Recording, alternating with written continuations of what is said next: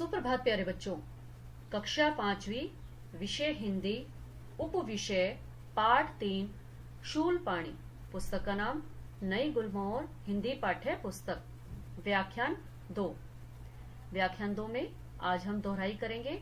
एक बार हम इस पाठ को पहले भी पढ़ चुके हैं तथा इसके भाषा ज्ञान व अभ्यास कार्य का भी अध्ययन कर चुके हैं। आज हम एक बार पुनः भाषा ज्ञान और अभ्यास कार्य का अध्ययन करेंगे। सबसे पहले अभ्यास कार्य में प्रश्न है, सही उत्तर के सामने सही का निशान लगाइए। तो बच्चों, अगर आपने पाठ पढ़ा है तो आप इन प्रश्न उत्तर का आसानी कर सकते हो। जैसे पहला प्रश्न है, सही उत्तर के सामने सही का निशान लगाइए। क, शूलपाणी के हाथ में कैसा शस्त्र होता था? उत्तर है बर्छी जैसा, भाले जैसा, शूल जैसा या नुकीले कटार जैसा। तो पाठ में क्या बताया गया है? शूल जैसा। तो इसके सामने सही का निशान लगाना है।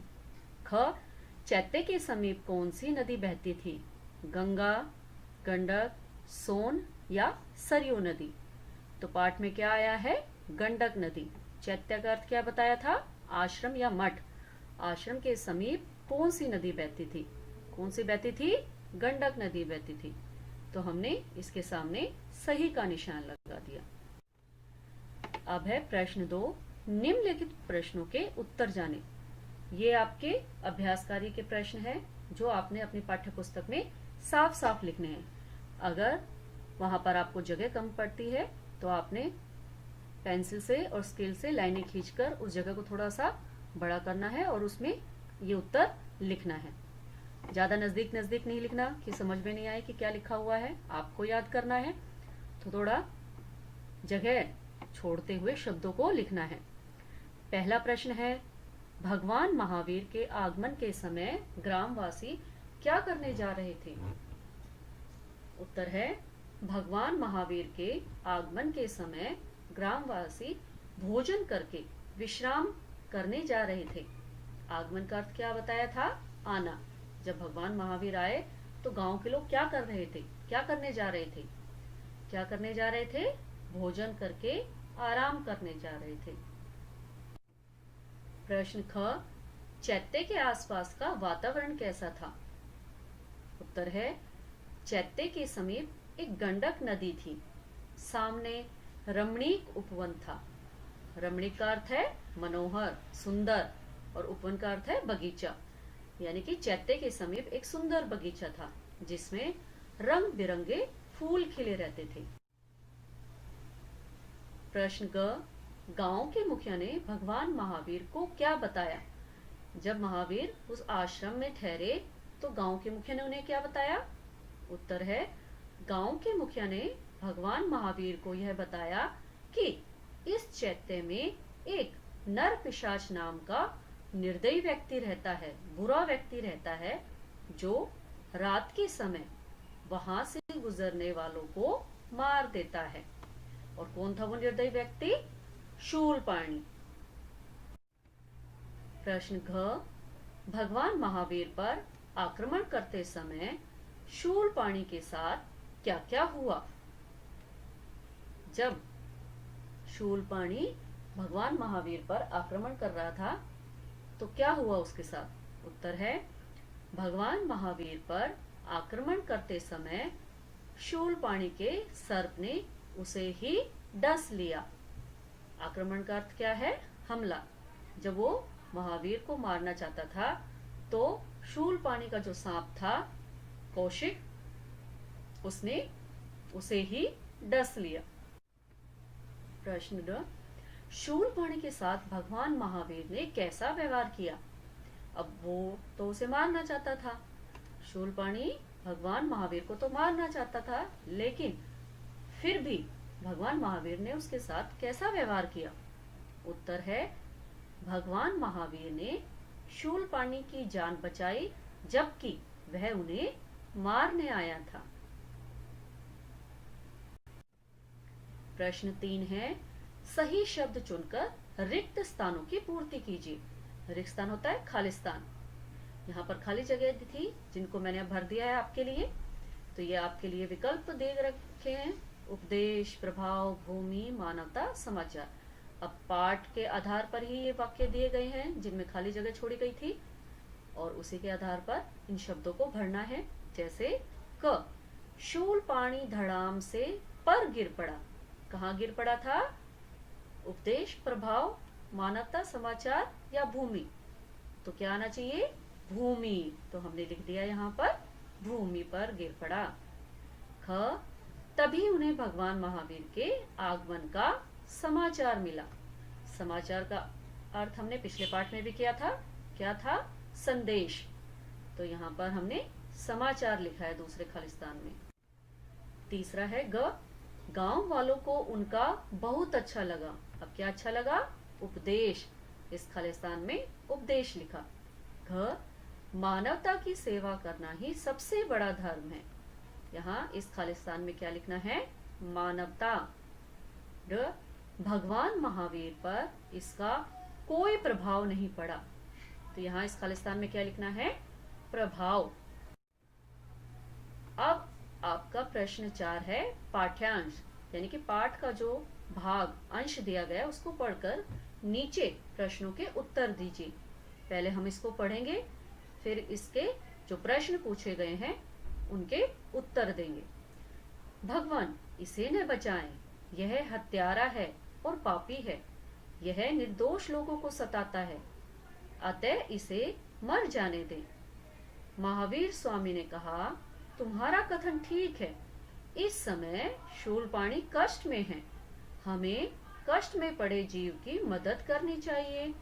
शूलपाणी का स्वभाव है दूसरों को कष्ट देना, और मेरा स्वभाव है दूसरों की मदद करना। अब इसके प्रश्न के उत्तर हम जानेंगे।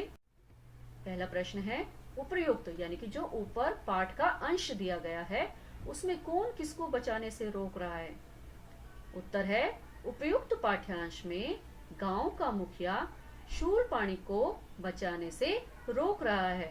वो रोक रहा था कि ये तो बड़ा निर्दयी है, इसे मर जाने दो, ये तो सबको मार देता है। इसलिए वो स्वामी से कह रहा था कि इसको मर जाने दो। अगला है ख, महावीर स्वामी के अनुसार किसकी मदद करनी चाहिए? उत्तर है महावीर स्वामी के अनुसार कष्ट में पड़े जीव की मदद करनी चाहिए। अगर कोई व्यक्ति मुसीबत में है, चाहे वो मनुष्य है चाहे कोई प्राणी है, तो हमें उसकी मदद अवश्य करनी चाहिए। प्रश्न ग, महावीर स्वामी के अनुसार शूलपाणी का स्वभाव कैसा था? यहाँ पर बताया है महावीर स्वामी ने कि उसका स्वभाव कैसा है और मेरा स्वभाव कैसा है। तो उत्तर है महावीर स्वामी के अनुसार शूलपाणी का स्वभाव दूसरों को कष्ट देना है, दूसरों को पीड़ा पहुंचाना है, दुख देना है। घ, पाठ्यांश के आधार पर महावीर स्वामी के विषय में आप क्या कह सकते हैं? इस पाठ का जो अंश है उसके आधार पर आपको बताना है कि आप स्वामी के विषय में क्या कह सकते हैं। उत्तर है पाठ्यांश के आधार पर महावीर स्वामी दूसरों की मदद करने वाले थे। कैसे थे? दूसरों की मदद करने वाले।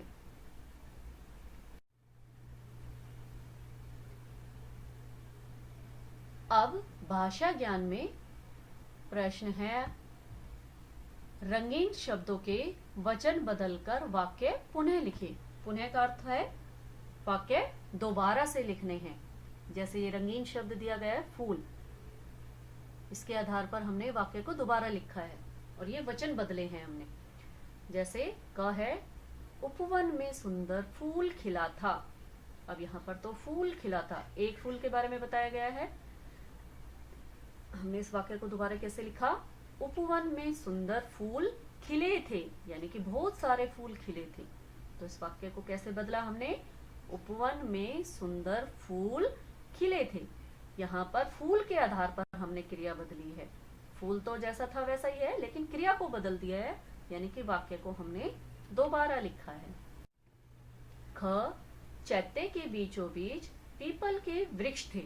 अब यहाँ पर बहुत सारे वृक्ष के बारे में बताया है, बहुत सारे वृक्ष थे, तो इसको हमने बदला चैत्य के बीचों बीच पीपल का वृक्ष था, यानी कि एक वृक्ष के बारे में बात की गई है, बहुत सारों के बारे में नहीं।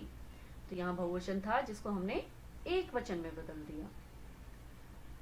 ग, शूलपाणी के पास एक विषैला सर्प था। यहाँ पर विषैला सर्प यानी कि एक सांप था। तो इसको जब हमने बहुवचन बनाया तो कैसे लिखेंगे? शूलपाणी के पास विषैले सर्प थे, यानी कि बहुत सारे सांप थे। तो अब आपको वाक्य के वचन कैसे बदले जाते हैं आ गए होंगे। आपको ये नहीं कि विषैला या वृक्ष है, वृक्षों लिख दे, वृक्षे लिख दे, वो नहीं लिखना। तो यहाँ पर हमने क्रिया ही बदल दी है वाक्य का। जैसे यहाँ पर वृक्ष था, यहाँ हमने क्या कर दिया है? वृक्ष थे। इसी तरह विषैला सर्प था, इसको क्या बदला है? विषैले सर्प थे। विषैले का अर्थ क्या होता है? जहरीला। प्रश्न 2। प्रश्न 2 है, संज्ञा के स्थान पर जिन शब्दों का प्रयोग किया जाता है वे सर्वनाम। सर्वनाम का क्या अर्थ है? सर्व मतलब सबका, नाम यानी कि संज्ञा। संज्ञा क्या है? किसी व्यक्ति, वस्तु, स्थान का नाम, और उसकी जगह हम किसी और शब्द का प्रयोग करते हैं तो उसे क्या कहते हैं? सर्वनाम। सर्वनाम की परिभाषा आप कक्षा 4 में भी पढ़ चुके हैं। यहाँ पर हम उनके भेदों के बारे में भी जानेंगे, लेकिन विस्तार से हर एक भेद की क्या परिभाषा है, क्या उदाहरण है उनके, वो हम जानेंगे जब आपके पाठ्य पुस्तक में यह सर्वनाम का हम पाठ पढ़ेंगे। यहाँ हम सिर्फ इसके भेदों के नाम जानेंगे। सर्वनाम के भेद। सर्वनाम के 6 भेद हैं। नंबर 1 पुरुषवाचक सर्वनाम, नंबर 2 निश्चयवाचक सर्वनाम, नंबर 3 अनिश्चयवाचक, ये श, आधा श, शलगम वाला श और च है। अनिश्चयवाचक सर्वनाम, प्रश्नवाचक, ये प, आधा श, रन और न, प्रश्नवाचक सर्वनाम। नंबर 5 संबंधवाचक सर्वनाम और नंबर 6 निजवाचक सर्वनाम। अब इसी के आधार पर नीचे प्रश्न दिया गया है जिसको हम हल करेंगे। प्रश्न है, निम्नलिखित वाक्यों में सर्वनाम शब्दों को रेखांकित कीजिए। हमने यहाँ पर ये सर्वनाम शब्द है जिनको रेखांकित यानी कि अंडरलाइन कर दिया है। तो वाक्य पढ़ते हैं हम। तभी उन्हें भगवान महावीर के आगमन का समाचार मिला। तो यहाँ क्या है? सर्वनाम शब्द उन्हें। उन्हें के नीचे हमने लाइन खींचनी है, रेखा खींचनी है। ख, पूरा गांव उनके दर्शन के लिए उमड़ पड़ा। अब यहाँ पर क्या आएगा? उनके। यहाँ पर उनके जो शब्द है वो सर्वनाम शब्द है। अगला है ग, उसके पास कौशिक नाम का एक विषैला सर्प था।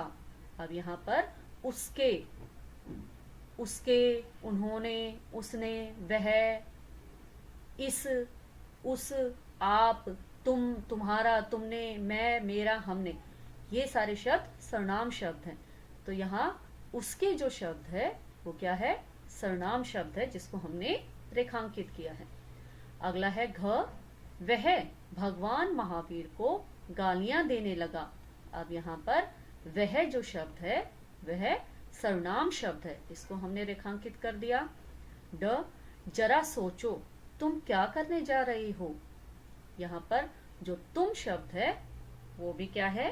सर्वनाम शब्द है जिसको हमने यहाँ पर रेखांकित किया है।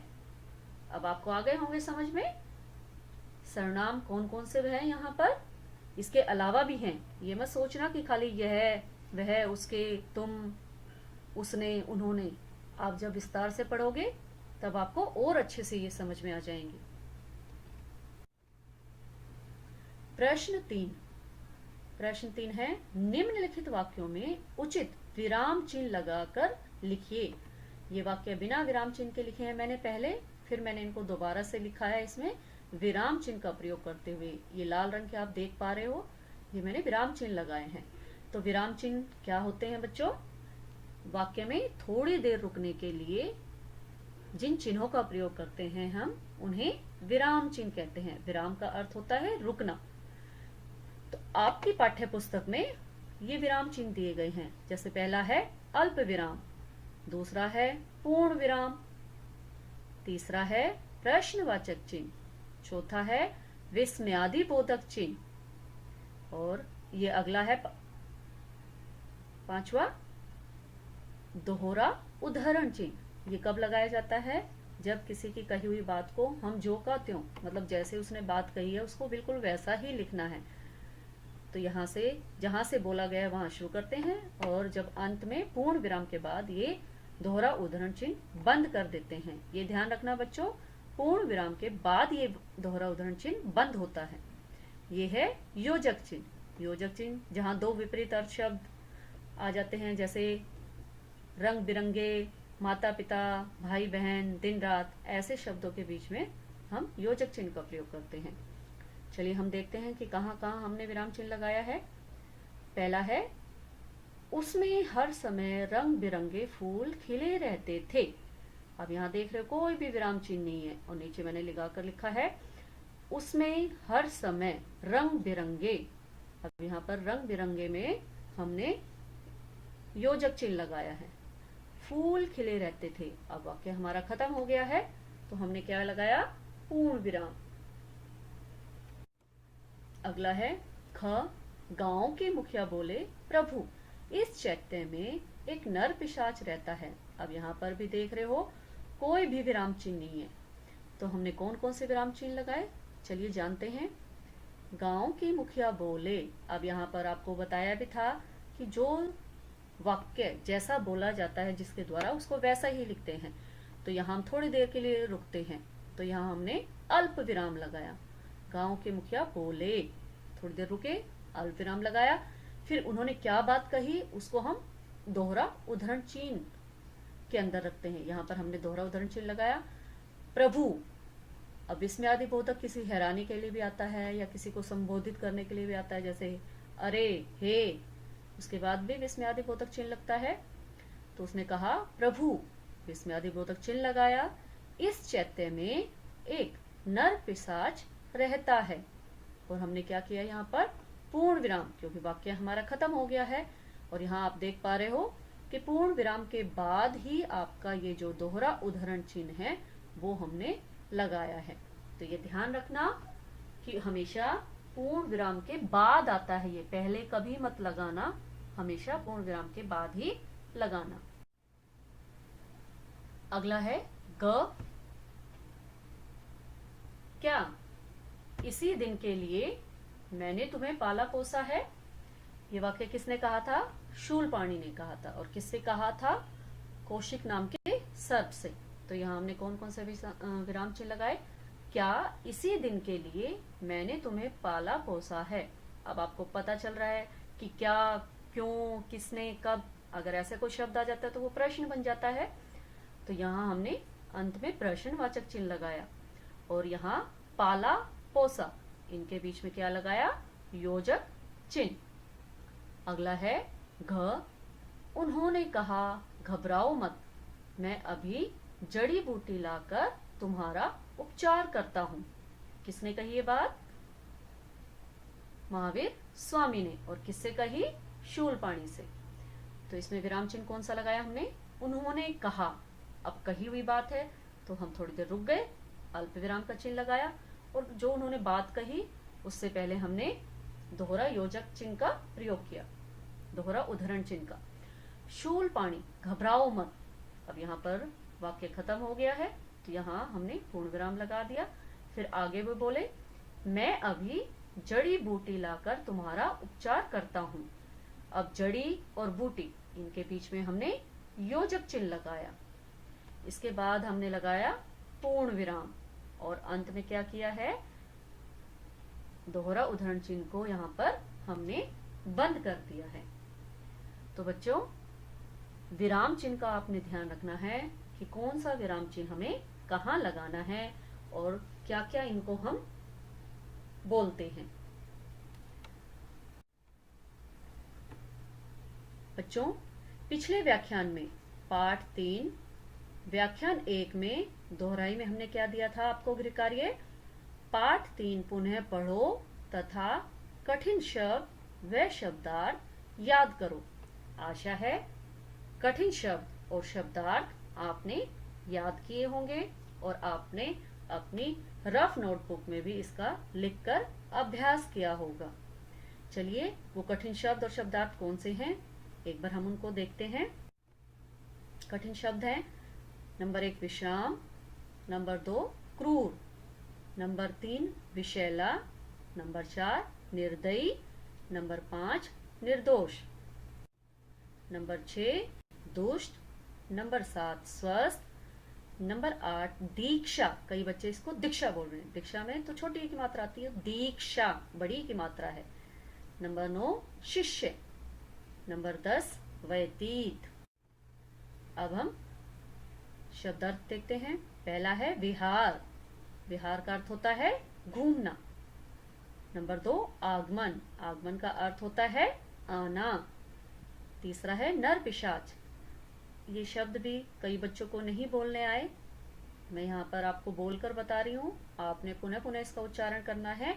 नीच एवं दुष्ट व्यक्ति, जिसका अर्थ होता है बुरा आदमी।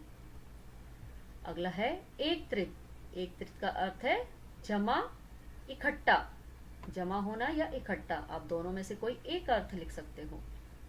नंबर 5 आग्रह, आग्रह का अर्थ है हठ पूर्वक प्रार्थना। कई बच्चों ने पूछा था कि मैम हठ पूर्वक क्या होता है। हठ का अर्थ होता है जिद, जैसे आप लोग भी अपनी मम्मी से कई बार जिद करते हो, तो ऐसे ही गांव वालों ने भी जिद पूर्वक प्रार्थना की स्वामी जी से कि आप हमारे साथ हमारे गांव में चलो। नंबर 6 है नाग, नाग का अर्थ होता है काले रंग का बड़े फन वाला सांप। आपने कई बार देखा होगा जो आगे फन लहराता है, जो उसका मुंह होता है, उसको हम फन बोलते हैं। तो वो कैसा था, काले रंग का था और बड़े फन वाला था। नंबर 7 धूर्त, धूर्त का अर्थ होता है कपटी, धोखेबाज, जो किसी को धोखा देता है। नंबर 8 उपचार, इसका अर्थ है इलाज। नंबर 9 दीक्षा, दीक्षा का अर्थ है पवित्र मंत्र उपदेश, यानी कि पवित्र मंत्र का उपदेश। नंबर 10 चैत्य, चैत्य का अर्थ होता है मठ आश्रम। नंबर 11 है क्रूर, क्रूर का अर्थ होता है निर्दय या हिंसक, जो बुरा व्यक्ति होता है, जो इस पाठ में शूलपाणी था। नंबर 12 है रमणीक, इसका अर्थ है मनोहर, एक और अर्थ बताया था मैंने सुंदर, सुंदर भी बोलते हैं। नंबर 13 है धर्मो उपदेश, इसका अर्थ है धर्म का उपदेश। नंबर 14 है अहित, अहित का अर्थ होता है बुराई या हानि पहुंचाना किसी को। अगला है सम्मोहित होना, सम्मोहित होना है वश में होना, किसी के वश में हो जाना। नंबर 16 है आक्रमण, इसका अर्थ है हमला।